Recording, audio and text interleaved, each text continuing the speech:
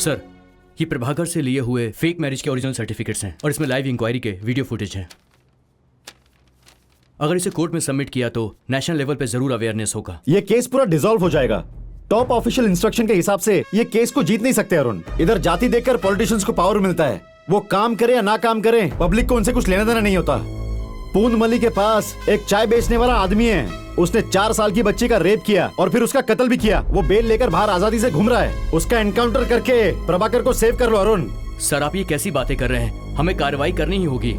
इस fake certificate case को ऐसे मत छोड़िए सर, बहुत सी लड़कियों की जिंदगी बर्बाद हुई है। Please do something sir. सच्चाई तो कभी भी छुपा नहीं सकते अरुण। तब तक उस केस के बारे में हम ज्यादा कुछ बात नहीं कर सकते अरुण, समझना होगा तुम्हें। जब वो केस रिलीज करेंगे, अगर कोई सीक्रेट इंक्वायरी होगी तो फिर आपको बुला लेंगे। Okay sir. क्या मिस्टर गुरुदेव, पुलिस की रिपोर्ट पढ़े क्या? Yes milord. कोई भी आदमी अपने पर्सनल लाइफ में जो होता है उसका गुस्सा बाहर निकालने के लिए इस तरह का फेक मैरिज नहीं कर सकता है, ऐसा लोग कह रहे हैं और ये बात रिकॉर्ड में भी नहीं है।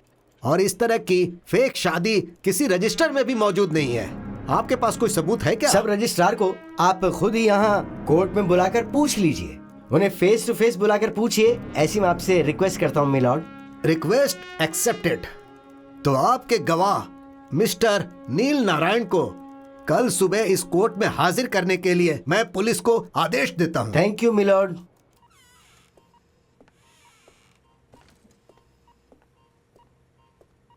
आइए सर। नहीं प्रभाकर। अभी यहाँ पर क्यों आए हो? मेरे पास तो देने के लिए अब कुछ भी नहीं बचा है सर। नहीं प्रभाकर, मैं कुछ भी नहीं कर पाया। पुलिस वालों से कुछ नहीं होगा, ये मैं पहले से जानता था सर। मैं फिर भी आपको बताता हूँ, मेरी बीवी की कसम जरूर जीतेगी और उसे जीतने से कोई रोक नहीं सकता। आपसे बहुत उम्मीदें थी सर। आपने वो फेक मैरिज सर्टिफिकेट सबमिट नहीं किया क्या? मैंने सबमिट कर दिया था, लेकिन असिस्टेंट कमिश्नर ने कहा कि वो कुछ नहीं कर सकते। ये मामला हायर अथॉरिटीज का है और इस वक्त मैं बहुत मजबूर हो गया हूँ। लेकिन तुम्हारे सारे प्रूफ्स मेरे पास हैं, उसे सबमिट करके हम जरूर कुछ कर सकते हैं। इसका चाहे जो भी अंजाम हो, I will face it. Advocate Gurudevan को बुलाया गया है, अगर वो चाहे तो इस केस में न्याय मिल सकता है। यहाँ सीसीबी डिपार्टमेंट के मिस्टर अरुण कौन है? आइए सर, मैं ही हूँ। हाँ नमस्कार। क्या बात है, इतना अर्जेंटली बुलाया? सर वो बात ऐसी ठीक है, जो भी आप बेझिझक बताइए। सर ये मिस्टर प्रभाकर है, वकील वाले केस के मर्डरर। ये? हाँ सर।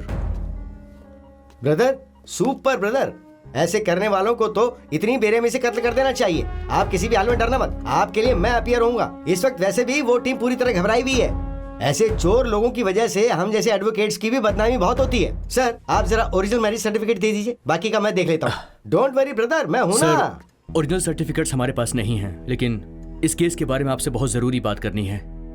ये जो लेटी हैं, ये द्रौपदी हैं।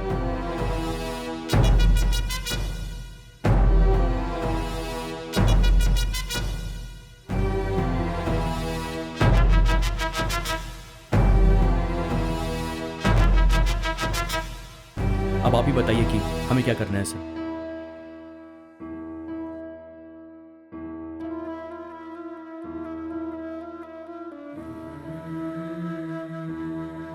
ये बात अगर किसी दूसरे के साथ हुई होती तो वो आम बात बोलकर इसे छोड़ देते अब तक, लेकिन गांव के लड़कों को बहला फुसला कर काम करते हैं, उन लड़कों के साथ लड़ना बहुत रिस्की है। लेकिन एक बात कहूं, आपका दिल बहुत बड़ा ब्रदर। इन लोगों को जड़ से खत्म करने की सोच रहे हैं, लेकिन कानून इनका साथ दे देता है, क्योंकि कानून के सामने बहुत अलग तरीके से पेश किया जाता है। पर चाहे जो भी हो, हमें जीतना होगा। इन सब के साथ जो कुछ भी हुआ वो मीडिया, सोशल मीडिया, पूरे गांव को दिखाना बहुत जरूरी है, बल्कि पूरी दुनिया तक फैलाना जरूरी है, तभी ये काम ठीक होगा। और आज रात को हमें ये काम करना ही होगा।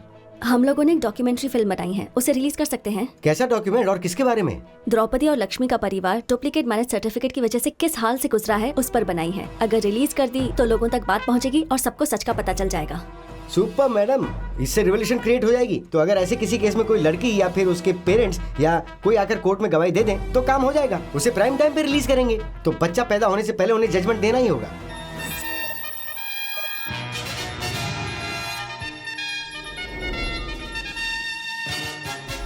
नमस्कार, सच्चाई की आवाज में आप सबका स्वागत है।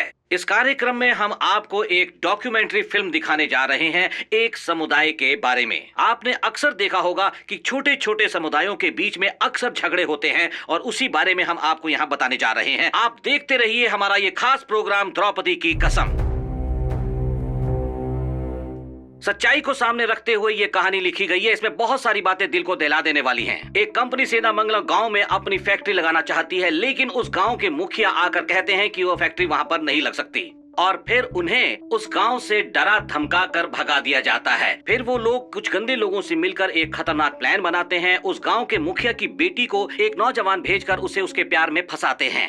अपने जाल में फंसाकर उस लड़की से जो करवाना चाहते थे वो लड़की तैयार नहीं होती और उनका प्लान चौपट हो जाता है। और फिर वो लोग क्या करते हैं कि उस लड़की के बिना ही रजिस्ट्रार के ऑफिस में एक डुप्लीकेट शादी करवाई जाती है और उस डुप्लीकेट शादी के सर्टिफिकेट को मुखिया को दिखाया जाता है, जिसे देखकर मुखिया सदमे में आ जाते हैं और सदमे में आने के बाद मुखिया आत्महत्या कर लेते हैं, अपनी जीवन लीला को खत्म कर देते हैं। यही इस कहानी का मूल है। और खास बात यह है कि बिना लड़की के एक डुप्लीकेट शादी भला कैसे हो सकती है। इसे एक ईमानदार एडवोकेट गुरुदेवन इस पर वो मानहानि का केस बनाकर कोर्ट में ले जाते हैं। इसमें उन्होंने 2 बातें कोर्ट में रखी हैं और वही 2 बातें हम आपको अभी दिखाएंगे। जिन्होंने ये जुर्म किया है उन्होंने बड़ी हिम्मत के साथ इतनी सारी फेक शादियां की हैं। इसका क्या कारण हो सकता है? डुप्लीकेट शादियों को रोकने के लिए जो द्रौपदी की कसम खाने वाली आपने जो डॉक्यूमेंट्री बनाई थी, उसके लिए मैं आपको और आपकी टीम को बहुत बहुत बधाई देना चाहता हूँ। Thank you sir.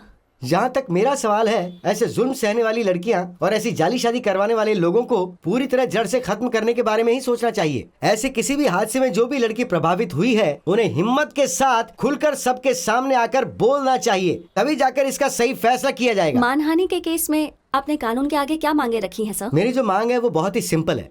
जहाँ रजिस्टर्ड मैरिज होती है वहाँ पर एक सीसीटीवी कैमरा लगवाना बहुत ही जरूरी है और उसमें सारी बातों का रिकॉर्ड होना चाहिए और उसकी डिजिटल कॉपी गवर्नमेंट के पास पूरी तरह से सेफ होनी चाहिए। और उसके अलावा हर शादी माँ बाप के सामने उनकी हाजिरी में ही होनी चाहिए।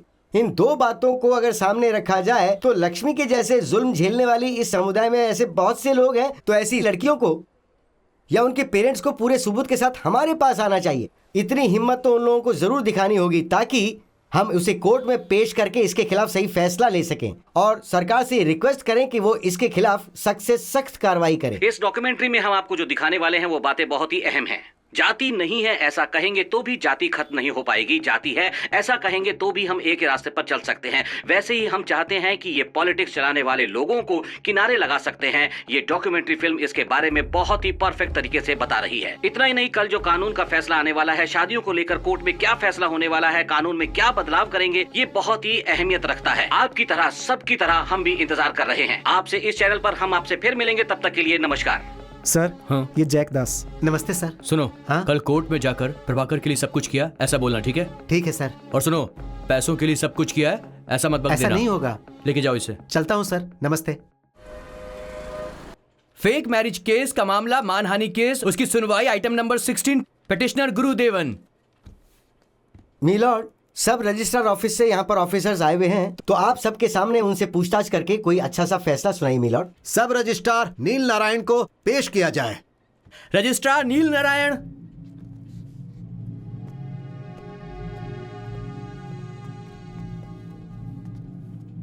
गीता पर हाथ रख करके कसम खाओ। मैं जो भी कहूंगा सच कहूंगा। आपने सुसाइड अटेम्प्ट क्यों किया? 2 दिन पहले जो जिंदा ही नहीं थी उस लक्ष्मी नाम की लड़की की शादी रजिस्टर करके डुप्लीकेट सर्टिफिकेट दे दिया। उसी लड़की की 6 महीने पहले श्रवण नाम के एक लड़के के साथ शादी करवाकर उसे भी डुप्लीकेट सर्टिफिकेट दे दिया था। और ये गुनाह मैंने थोड़े से पैसों के लिए किया था। मेरे इस पाप की वजह से लक्ष्मी का परिवार बर्बाद हो गया। मुझे एहसास हुआ कि ये मैंने कितना बड़ा पाप कर दिया है। तब से मैं दुखी रहने लगा, भगवान से प्रार्थना करने लगा कि मुझे उठा लें। फिर मैंने फैसला किया कि जहर पीकर मर जाऊंगा। तो आप मानते हैं कि इस वीडियो में जो आवाज है वो आप ही की है ना? जी मैडम, मैं मानता हूँ। बिना दुल्हन के ही रजिस्टर मैरिज करवा दिया, ये तो गैर कानूनी काम है। तुम्हें पता है ना इस तरह का कदम उठाने के लिए तुम्हें क्या सजा हो सकती है? अगर मैं ऐसा नहीं करता तो उसमें शामिल वकील मुझे जिंदा नहीं छोड़ते। अब मुझे एहसास हो रहा है मैंने कितना बड़ा पाप किया है। सरकारी वकील साहब, आप इनसे कोई सवाल करना चाहते हैं क्या? Yes milord. Mister Neel Narayan, आपका वीडियो मैंने देखा।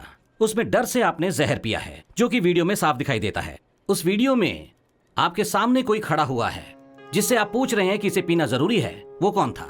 ऐसा क्या साहब, वो मेरे सामने एक आईना था, मैं उसी में देखकर उसी से बातें कर रहा था। अच्छा जवाब है। एक लड़की की सुबह रजिस्टर मैरिज करते हैं, उसी शाम को वो लड़की जिंदा नहीं है। 6 महीने पहले उसकी मौत हो चुकी है। ये आपको कैसे पता चला? वो ऐसा है कि बोलिए।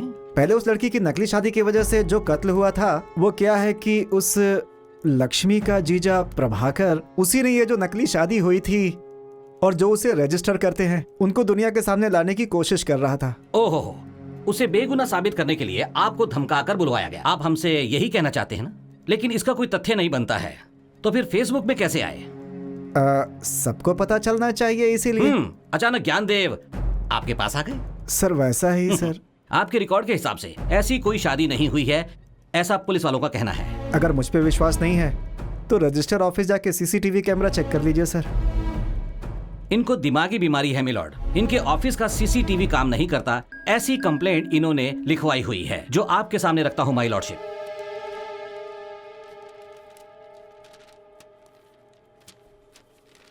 नहीं सर, मैंने ऐसी कोई कंप्लेंट नहीं की है सर।